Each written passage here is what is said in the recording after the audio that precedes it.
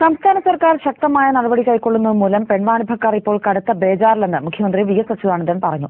മലപ്പുറം ജില്ലയിലെ വേങ്ങരയിൽ LDF പ്രചാരണ യോഗത്തെ അഭിസംബോധന ചെയ്യുകയായിരുന്നു അദ്ദേഹം. തനിക്ക് ആരോടും പ്രതികാരമില്ല, എന്നാൽ പൊതുമുതൽ കട്ടുമുടിക്കുന്നവരോട് സന്ധി ചെയ്യാൻ തയ്യാറല്ല.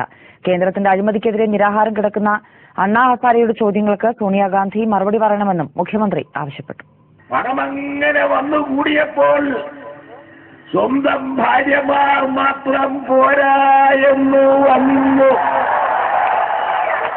നല്ല പെൺകുട്ടികൾ ഉണ്ടെങ്കിലേ നടക്കൂ എന്ന് വന്നു. അങ്ങനെ നിരവധി പെൺകുട്ടികളെ അവരുടെ മാനം ഭംഗപ്പെടുത്തി ഇതേപോലുള്ള ചൂഷണത്തിന് വിധേയമാക്കി. അത് പിന്നീട് അവർക്ക് പുതിയ ഭർത്താക്കന്മാരെ ഉണ്ടാക്കി കൊടുത്ത്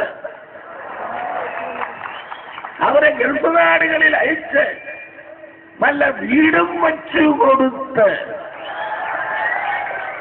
പരാതിയൊന്നുമില്ലാതെ രക്ഷപ്പെട്ടു എന്ന് കരുതി കൊല്ലങ്ങൾക്ക് മുമ്പ് മാന്യന്മാരായി കഴിഞ്ഞിരുന്നവർ ഇപ്പോൾ പൂച്ചം വസ്തുതകൾ പുറത്തു വരാൻ തുടങ്ങിയപ്പോൾ കടുത്ത ബേജാറിലാണ്.